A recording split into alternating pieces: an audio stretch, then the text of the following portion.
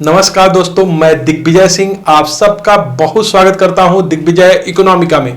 कैसे हैं आप लोग और कैसे चल रही है आपकी जीत की तैयारी। दोस्तों, आज मैं बात करने वाला हूं कि सिविल सर्विसेज एग्जाम के लिए इंडियन इकोनॉमी की प्रिपरेशन आप कैसे करें।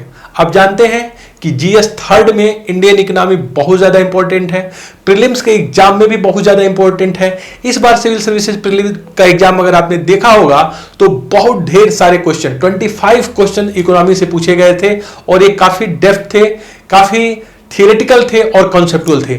इस वीडियो में मैं बात करूंगा कि कम से कम समय में, अगर आपके पास बहुत कम समय हो तो इस कॉम्प्लेक्स सब्जेक्ट की तैयारी, विषय की तैयारी आप कैसे करें कि इंडियन इकोनॉमी के क्वेश्चन गलत ना हो।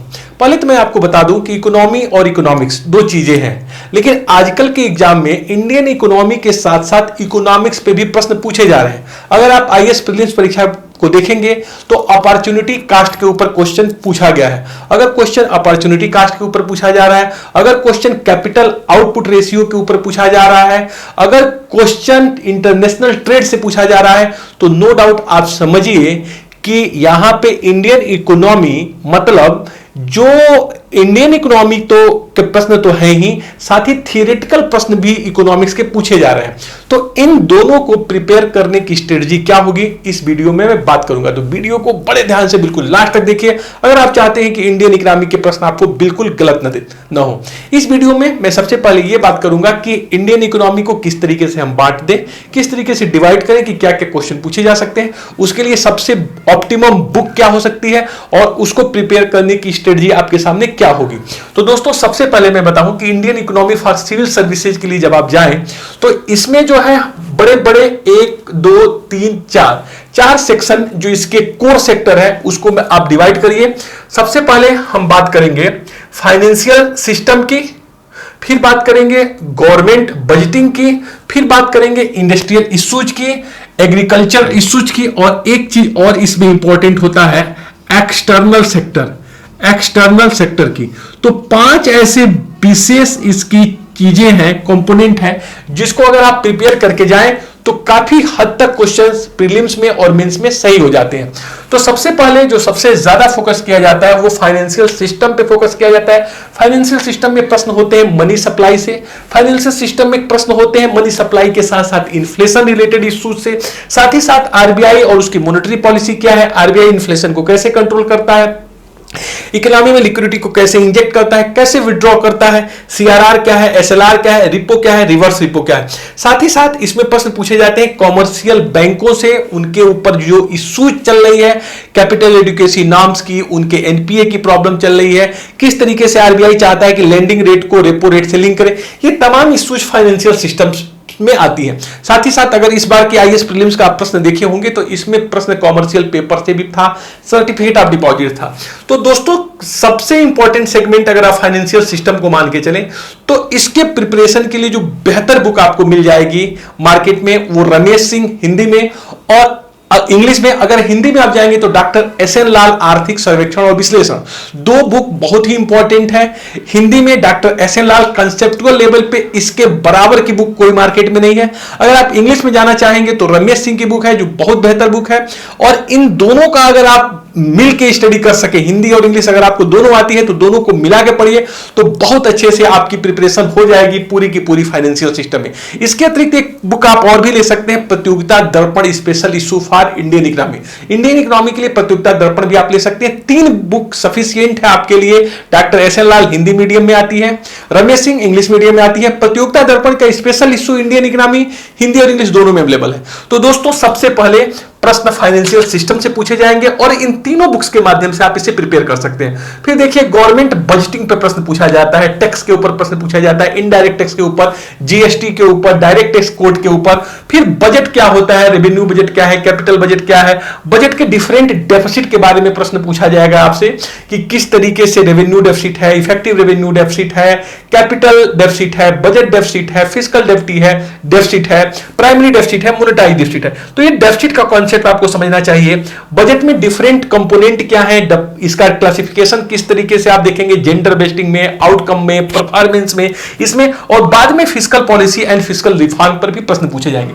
तो दोस्तों गवर्नमेंट बजटिंग के लिए भी आप अगर हिंदी में बुक पढ़ सकते हैं तो डॉक्टर एस.एन. लाल साहब की पढ़िए, बहुत ही सारगर्भित, बहुत ही टेक्निकल बुक है। इसी तरह आप एस.एन. लाल के साथ साथ रमेश सिंह को बुक को पढ़ सकते हैं, और स्पेशल इश्यू प्रतियोगिता दर्पण भी इसके लिए बेहतर होता है। बाद में तीसरा जो सेक्टर इंपॉर्टेंट आता है एक्सटर्नल सेक्टर का, जिसमें balance of payment related issues पे प्रश्न होंगे।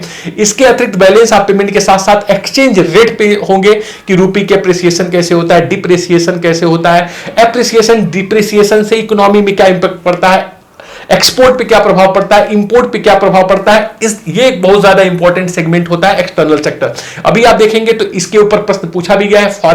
फॉरेन इसमें डायरेक्ट इन्वेस्टमेंट भी इसका बहुत इंपॉर्टेंट पार्ट हो जाता है, और साथ ही साथ फॉरेक्स, फॉरेन एक्सचेंज रिजर्व क्या है, उसके कंपोनेंट क्या है, एचडीआर क्या होता है, रिजर्व ट्रांसपोजिशन विथ आईएमएफ क्या है। तो दोस्तों एक्सटर्नल सेक्टर में बैलेंस ऑफ पेमेंट पढ़िएगा, एक्सचेंज रेट पढ़िएगा, और मल्टीलेटरल इंस्टीट्यूशंस के बारे में, आईएमएफ के बारे में, वर्ल्ड बैंक के बारे में, डब्ल्यूटीओ के बारे में जरूर पढ़िए।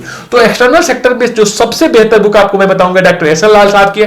Doctor SN. लाल साहब की जो एक्सटर्नल सेक्टर है जबरदस्त है। इसमें आप आईएमएफ, वर्ल्ड बैंक, डब्ल्यूटीओ के इश्यूज के साथ साथ बैलेंस ऑफ पेमेंट का बेहतर एनालिसिस पाएंगे। साथ ही साथ एक्सचेंज रेट में जिस तरह का बेहतर लिखा और डॉक्टर एस.एन. लाल साहब ने किया, उस लेवल की बुक कोई नहीं है मार्केट में। तो नो डाउट, चाहे आप हिंदी मीडियम से चाहे इंग्लिश मीडियम से, आप एक्सटर्नल सेक्टर को पढ़िए। एक्सटर्नल सेक्टर के लिए एस.एन. लाल के साथ साथ आप एनसीईआरटी की बुक भी पढ़ सकते हैं। एनसीईआरटी की बुक में भी balance of payment, exchange rate बहुत अच्छा दिया हुआ है, इसको आप पढ़िएगा। इंडस्ट्रियल इश्यूज एक मेजर पोर्शन के रूप में आता है, जिसमें कोर सेक्टर की इंडस्ट्री की बात करेंगे, स्मॉल मीडियम इंटरप्राइजेस की बात करेंगे, और इंडस्ट्रियल पॉलिसी जो चेंज हुए उसकी बात की जाती है। तो दोस्तों ये पूरी तरह से कवर है, डॉक्टर एस.एन. लाल साहब में कवर है। साथ ही साथ प्रतियोगिता दर्पण की स्पेशल इश्यूज में भी अच्छे से कवर रमेश सिंह में दिया हुआ है। तो इसको आप इंडस्ट्रियल इश्यूज तीनों बुक से पढ़िए।